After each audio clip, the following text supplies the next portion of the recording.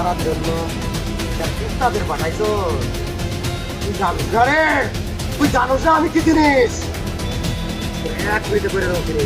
ও আমারে চিনতে পারে নাই রে, ও আমারে এই! একদম চুপ, একদম চুপ।